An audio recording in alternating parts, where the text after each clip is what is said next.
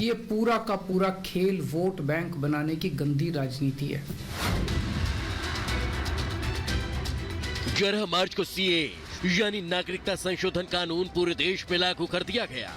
हर तरफ जश्न का माहौल देखा जा रहा है। देश की जनता अपने अपने तरीके से मोदी सरकार के इस फैसले का स्वागत कर रही है। लेकिन ये कानून विपक्षी पचा नहीं पा रहे। यही वजह है कि उसके पेट में दर्द शुरू हो गया। जैसे इंडी गठबंधन के नेताओं ने 22 जनवरी को अयोध्या में हुई प्राण प्रतिष्ठा पर आपत्ति जताई थी, ठीक उसी तरह सीए पर विपक्षी उत्तर से दक्षिण और पूरब से पश्चिम देश के नागरिकों को भड़काने के काम में जुट गए। दिल्ली के मुख्यमंत्री अरविंद केजरीवाल को या बंगाल की सीएम ममता बनर्जी को या फिर कर्नाटक के सीएम सिद्धरामैया या फिर तमिलनाडु के सीएम एम.के. स्टालिन, हर कोई सीए को अपने राज्य में लागू होने में अड़ंगा लगा रहा है। इंडी गठबंधन ने लोगों को भड़काने के साथ सीए का विरोध करना शुरू कर दिया। दिल्ली के सीएम ने मोदी सरकार पर हमला बोलते हुए सीए पर बयान दिया। उन्होंने कहा कि वोट बैंक के लिए बीजेपी सीए लाई है। पूरा का पूरा खेल वोट बैंक बनाने की गंदी राजनीति है। इन तीनों देशों से 1.5-2 करोड़ लोगों को अगर भारत ले आया गया और उनको चुन चुन के इस तरह से देश के अलग अलग भागों में बसाया गया, जिससे जहां जहां बीजेपी के वोट कम हैं वहां झुग्गियां डाल के अगर इन लोगों को वहां बसाया गया तो वहां बीजेपी का एक पक्का वोट बैंक तैयार हो जाएगा। बीजेपी के वोट बढ़ जाएंगे और आने वाले इस चुनाव में तो नहीं, आने वाले भविष्य के चुनाव में बीजेपी को इससे बहुत बड़ा चुनावी फायदा मिल सकता है। न किसी की नौकरी ली जाएगी, न किसी की नागरिकता ली जाएगी। ये बात हम बहुत स्पष्ट रूप से कहना चाहते हैं। लेकिन केजरीवाल जी, वोट बैंक की प्रत्याशा में आप कहां तक जाएंगे? बार बार माननीय गृह मंत्री अमित शाह जी ने इसको स्पष्ट किया है कि सीए हिंदुस्तान के किसी नागरिक की नागरिकता नहीं लेगा।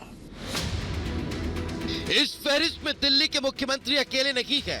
बंगाल की सीएम ममता बनर्जी, कर्नाटक के सीएम सिद्धरामैया, केरल के सीएम पिनराई विजयन और तमिलनाडु के मुख्यमंत्री एम.के. स्टालिन ने भी सीएए का विरोध किया।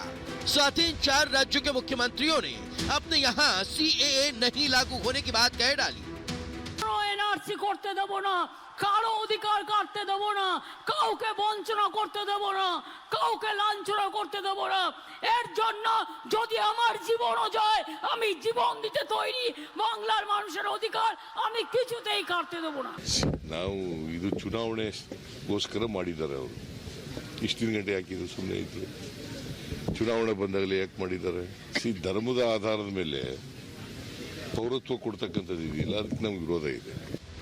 सीएए पर देश की जनता को भड़काने के काम में लगे इंडी गठबंधन को गृह मंत्री अमित शाह ने जोरदार जवाब दिया। उन्होंने कहा कि सीएए से भारत में रह रहे लोगों को कोई नुकसान नहीं, ये नागरिकता देने का कानून है, न कि छीनने का। उन्होंने कांग्रेस समेत विपक्षी पार्टियों पर गुमराह करने का आरोप लगाया। सीए नागरिकता देने का कानून है, नागरिकता लेने का कानून नहीं है। ये ओवैसी भी झूठ बोल रहे हैं, खड़गे भी झूठ बोल रहे हैं, राहुल गांधी भी झूठ बोल रहे हैं कि इससे माइनॉरिटी की नागरिकता जाएगी। मैं आपको भरोसा दिलाता हूं कि सीए के कानून के अंदर किसी की नागरिकता लेने का कोई प्रावधान नहीं है। हमारे शरणार्थियों को नागरिकता देने का प्रावधान है, मगर ये लोग वोट बैंक की राजनीति कर रहे हैं। एक तरफ विपक्ष इस कानून का विरोध कर रहा है, तो वहीं पूरे देश में इस कानून के लागू होने के बाद जश्न मनाया जा रहा है। ये जश्न हो भी क्यों ना, आखिर लंबे समय से इस पल का इंतजार जो था, आज जो नाच रहे हैं, गा रहे हैं, होली से पहले एक दूसरे को रंग गुलाल लगा रहे हैं, चाहे बंगाल हो या दिल्ली, भोपाल हो या फिर जोधपुर, सीए की अधिसूचना जारी होते ही देश भर में लोग झूम उठे। लोग मोदी मोदी के नारे लगाते हुए पीएम और अमित शाह के इस फैसले का स्वागत कर रहे हैं। माननीय मोदी जी ने जो कहा है, मोदी है तो मुमकिन है, और वो मुमकिन करके उन्होंने दिखाया है। पूरा भारत इसके समर्थन में है और माननीय नरेंद्र मोदी जी के नेतृत्व में इसका निर्णय जो लिया गया है बहुत ही अच्छा निर्णय। लेकिन आज हमें बहुत खुशी हुई, जैसा हमें नया जीवन मिला है आज भारत में। हमने ये सोचा कि हमारे आने वाली पीढ़ी है जो उनकी भविष्य बन सकेगी। मुझे बहुत अच्छा लग रहा है कि हम हिंदुस्तानी, हमें नागरिकता मिल गई। वैसे स्कूल में हमें लड़कियां चिढ़ाती थी कि तुम पाकिस्तानी, अब हमें उनको मुंह तोड़ जवाब दे सकेंगे कि हम भी हिंदू। जश्न की तस्वीर तो आनी ही थी, आखिर मोदी की गारंटी जो थी, क्योंकि मोदी सरकार ने जो कहा वो करके दिखाया। चाहे 370 हो या राम मंदिर या फिर CAA, जश्न तो अभी शुरू हुआ है, क्योंकि मोदी सरकार ने न सिर्फ शरण बल्कि पहचान जो दे दी है, उससे लोगों में हर्षोल्लास का माहौल।